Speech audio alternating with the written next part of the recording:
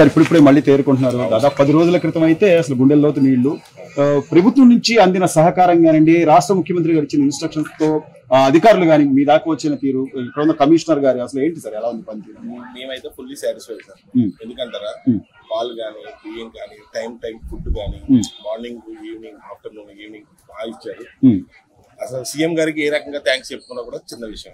కానీ సార్ దీన్ని కూడా రాజకీయం చేసే నేపథ్యం ఉంది. అంటే జగన్మోహన్ ఇక్కడ ఇప్పుడు ఈ పరిస్థితులను ఆలోచించి నేను కూడా వస్తానండి మీతో పాటు, నన్ను కూడా కలుపుకెళ్ళండి, అది మా కార్యకర్తలు ఉన్నారు, 8 లక్షల మంది ఉన్నారు అని చెప్పాల్సింది. నేను చూసానండి, ఆయన సెంటర్ కి వచ్చారు, అక్కడే 4 నీటిలో కొంచెం దిగి 4-5 ఫోటోలు దిగారు, అటు నుంచి వెళ్ళిపోయారు.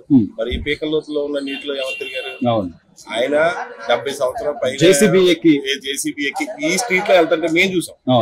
ఎవరో చూసిన ఫోటోలు ఇన్స్టాగ్రామ్ లో చూసే మా తర్వాత మేము చూసాం. అంత హెల్ప్ చేశారు. అసలు చంద్రబాబు నాయుడు గారికి ఏ రకంగా థ్యాంక్స్ చెప్పినా కూడా తక్కువే. సో ఈ రోజున అంటే మునిగిపోయిన వస్తువులని కానివ్వండి, లేకపోతే ఎంత నష్టపోయారు, కుటుంబానికి ఎంత నష్టపోయారు అని చెప్పి వాళ్ళు వచ్చి రాసుకుంటున్న తీరు కానివ్వండి, వాళ్ళు వచ్చి అడుగుతున్న తీరు, ఇవన్నీ వీటన్నిటి కూడా పైనుంచి అధికారులు వాళ్ళ ఇన్స్ట్రక్షన్స్ ఇవ్వడం, ఆ పైన రాష్ట్ర ముఖ్యమంత్రి గారు కానీ లేదా మంత్రులు కానీ, ఇవన్నీ ఎలా చూడాలి సార్? బుడమేరు దగ్గరుండి ఆయన గండు కూర్చున్న నేను గమనించాను, నీటిపారుదల శాఖ మంత్రి వాళ్ళ కమిషనర్ ఒక స్ట్రీట్ వైజ్ వాళ్ళకి డిస్ట్రిబ్యూట్ చేస్తారు. కమిషనర్ స్థాయిలో గానీ ఒక ఎమ్మెల్యే స్థాయిలో గారు వచ్చి ఒక స్ట్రీట్ ని చూసుకుంటున్నారు అంటే అది చాలా పెద్ద విషయం. ఆయన అడ్మినిస్ట్రేషన్ ఎలా ఉంటుందో నాకు ఐడియా ఉంది సార్. ఆల్రెడీ ఆయన రియల్లీ గ్రేట్ చంద్రబాబు నాయుడు గారు. రాజకీయాలు అంటారా, ఇంకా అది కానీ ఈ టైంలో రాజకీయాలు కాదు సార్. మేము ఇప్పుడు మాధవ సేవ అన్న ప్రకారం మేము కూడా వస్తాం, మమ్మల్ని కూడా కలుపుకుని వెళ్ళండి అని చెప్పి అది ఇది వరకు రాజకీయాలు సార్. ఈ గత 5-10 సంవత్సరాలు 5-6 సంవత్సరాల నుంచి మొత్తం రాజకీయ వ్యవస్థ అంతా మారిపోయింది. ఏంటంటే ఎవరైనా మంచి చేస్తున్నారంటే వాళ్ళ మీద రాళ్ళు వేయాలా, దాన్ని రాజకీయం చేయాలా, ఏదైనా చెడు జరుగుతుందంటే దాన్ని ఆపడానికి పోయి దాన్ని ఇంకా ఎలా పెంచాలా అనేది చూసాం. నిన్న కూడా చూసాం కదా, యూట్యూబ్ లో కానీ ఇన్స్టాగ్రామ్ లో కానీ వస్తున్నాయి కదా బోట్ల విషయంలో, అది కావాలని వదిలేసినాయి అని. అవి అది లాస్ట్ టైం ఒకసారి జరిగింది చూసారు, బోటు ప్రమాదం. సో దాన్ని పెద్దదిగా క్రియేట్ చేస్తే ఇంకా ఎక్కువ ఇబ్బంది పడతారు. ఈ ప్రభుత్వం ఇంకా చేతకంతారని చూపించాలి, మేము సోషల్ మీడియాలో ఎక్కువ ఇది అవ్వాలని. నిజంగా సార్, నిజంగా ప్రకాశం బ్యారేజ్ ని దాన్ని ఏదో చెయ్యాలి అనే ధోరణిలో కనుక చేస్తుంటే ఈ నిజంగా విపత్తు ఏదైనా జరుగుంటే పరిస్థితి ఏంటి సార్? అది చాలా దారుణం, చాలా అంటే చాలా దారుణం.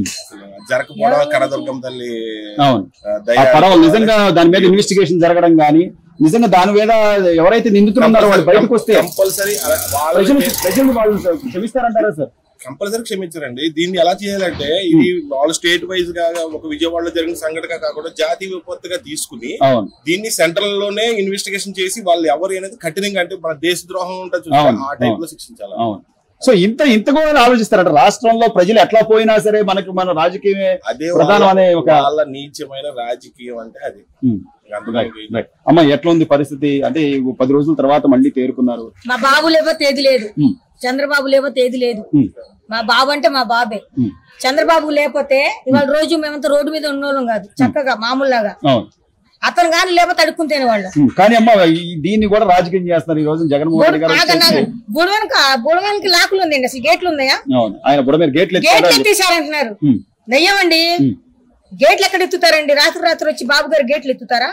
అతనికి ఏంటండి, లేని వాళ్ళకి దానం చేస్తారు బాబు గారు. గేట్లు ఎత్తి ఇలాంటి ముసలి రోడ్డు మీద లాగుతారా? ఇంకేముందండి, ఈమెంత ఇల్లు మునిగిపోయింది మామది, ఇప్పుడే ఒక దాత వచ్చి హెల్ప్ చేశారు. సో ఈ నేపథ్యంలోనే అంటే ప్రతిదీ కూడా ఇప్పుడు రాష్ట్ర ముఖ్యమంత్రి కనుక ముందుకొచ్చి నిలబడితే ఆయన చూసి చాలా మంది వస్తాం. అదే జరిగింది మొన్న ఒక 4-5 రోజులు ఆయన జేసీబీ మీద ఈ నెలల్లోనే తిరుగుతున్నారు. బాబు గారు కాబట్టి వచ్చారండి. కుక్కల్ని బాడిగా గన్మెన్ వేసుకుని రాలేదు, తను సింపుల్ గా వచ్చారు. మేము ఎలా వచ్చామో మనకైనా దారుణంగా వచ్చారు. ఏదైనా ప్రజలు కావాలనుకునేవాడు ఎక్కడికైనా వస్తాడు, ఎంత దూరమైనా వస్తారు. ఏమండి, మంచం వేసి కంచం లాగే టైప్ కదా మా బాబు గారు. మా బాబు అంటే మా బాబే.